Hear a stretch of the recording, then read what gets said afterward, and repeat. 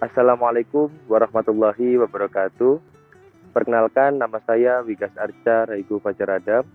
Saya dari Program Pendidikan Agama Islam dari Prodi PAI kelas 6A atau kelas Putra. Baik, langsung saja. Di sini saya buat video dengan tujuan untuk memenuhi persyaratan UAS dari mata kuliah Psikologi dan Strategi Dakwah dengan dosen pengampu yaitu Bu Siti Nurjayati.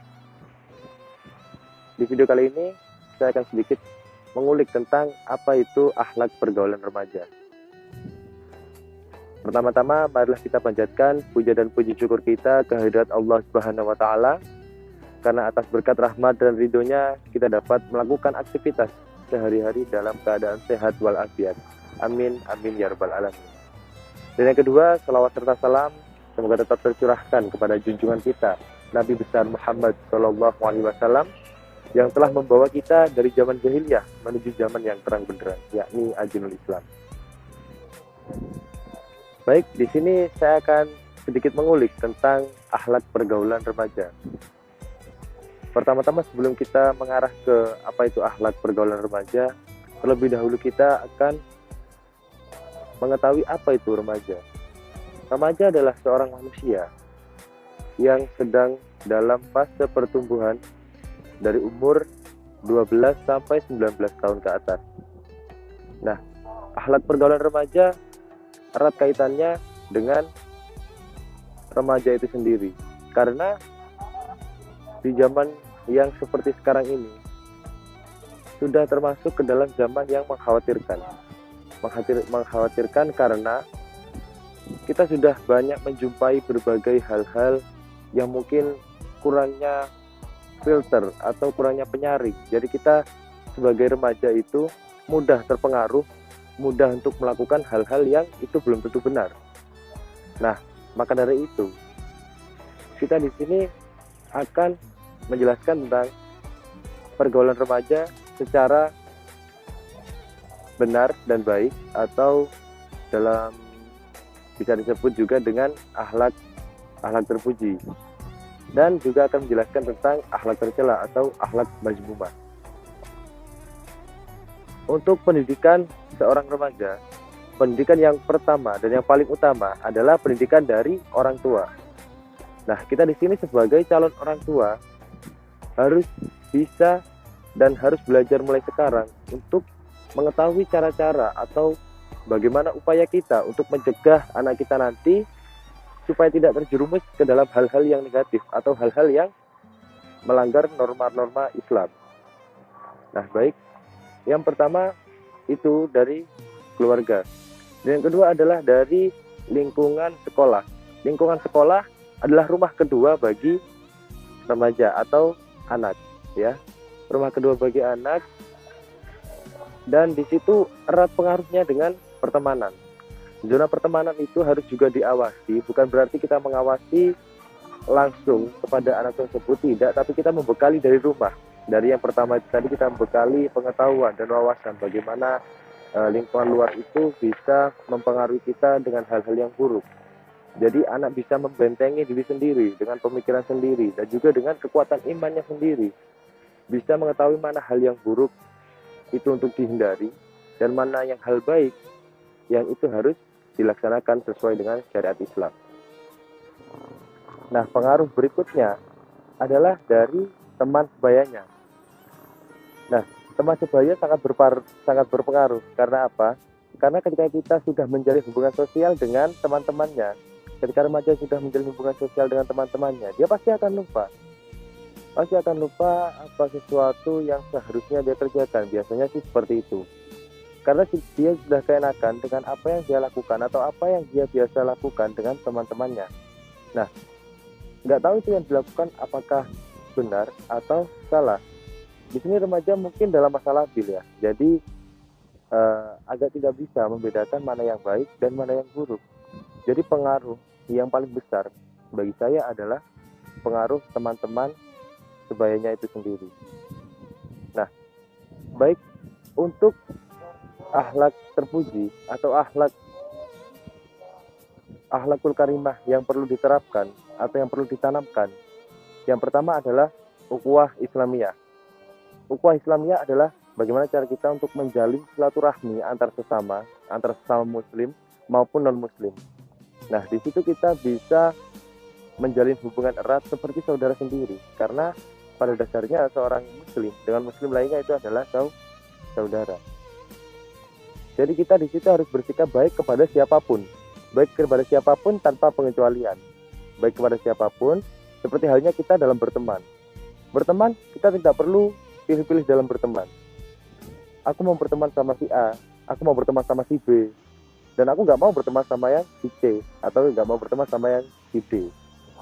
Nah, di situ mungkin kita bisa memilih teman ya, bukan berarti kita harus berteman satu dan tidak menemani yang lain, bukan seperti itu. Karena ketika kita sudah berteman, kita menjalin hubungan luas, hubungan silaturahmi antar sesama, di situ kita bisa tahu seharusnya mana teman yang baik dan mana yang teman yang buruk. Teman yang baik kita temenin, dan kalau ada teman yang buruk ya jangan kita jauhin. Teman yang buruk mungkin itu karena salah pergaulan. Karena pada dasarnya seorang manusia dilahirkan dengan kondisi baik dan dengan sikap yang baik pula. Tidak bisa dipungkiri bahwa setiap pribadi manusia pasti mempunyai keburukan dan pasti mempunyai kebaikan. Itu pun sendiri, nggak bisa disamakan antar satu sama lain. Si A dengan kebaikan yang seperti demikian, si B dengan kebaikan yang seperti demikian. Sebaliknya juga begitu, si A dengan keburukan yang demikian, si B dengan keburukan yang demikian. Kita tidak bisa memilih salah satu teman yang baik bagi kita atau teman itu buruk kita jauhi. Kita nggak bisa milih salah satu dari itu. Nah, di sini peran kita sebagai remaja yang baik menerapkan akhlakul karimah. Kalau ada teman yang baik, oke, kita rangkul untuk kita berteman bersama. Kalau ada teman yang sikapnya buruk atau kurang baik, sebaiknya kita mengingatkan. Kita mengingatkan karena apa? Itu juga sama muslim, itu juga saudara kita. Kita mengingatkan dia supaya dia tidak semakin terjerumus kepada hal yang negatif. Nah, ketika dia terjerumus kepada hal yang negatif, kita mengetahui hal itu dan tidak mengingatkannya, kita juga akan mendapatkan dosa. Karena itu adalah kewajiban kita sebagai umat muslim. Kita harus tahu mana hal yang buruk, dan ketika kita tahu itu hal yang buruk, kita harus bisa mengentaskan dia atau membimbing dia ke jalan yang lebih baik lagi. Jadi seperti itu konsep berteman yang baik di kalangan remaja. Nah, ini pembahasannya tidak hanya untuk remaja pria berteman sama pria, remaja putri berteman sama putri, tidak seperti itu. Nah, jadi di antara keduanya bisa bersatu kalau nikah ya. Kalau nikah bisa bersatu, tapi kalau sebelum masa nikah atau sebelum istilahnya bukan muhrim, itu ada sekat atau ada jarak di antara keduanya.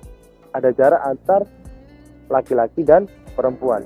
Nah, di antara jarak itu tadi, bukan berarti kita sebagai cowok atau sebagai laki-laki kita nggak boleh berteman sama cewek atau nggak boleh berteman sama perempuan, tidak seperti itu. Tapi kita tahu batasan atau hal apa saja yang harus kita lakukan ketika berteman atau berkontak sosial dengan lawan jenis. Nah, di situ sudah dijelaskan pada Al-Quran yang berbunyi wala taqrabuz zina, dan janganlah kamu mendekati zina.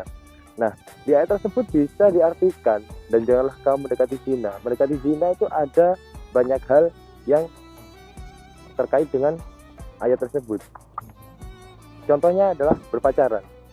Berpacaran tidak dilarang dalam Islam. Tidak ada dalil yang jelas tentang pacaran itu dilarang. Pacaran tidak boleh, tidak ada. Cuma yang jadi patokan kita adalah ayat itu tadi, dan janganlah kamu mendekati zina. Kenapa pacaran kok mendekati zina? Karena dua pasang orang atau sepasang orang yang melakukan pacaran, dia akan merasa enak, terus ingin yang lebih, ya kan?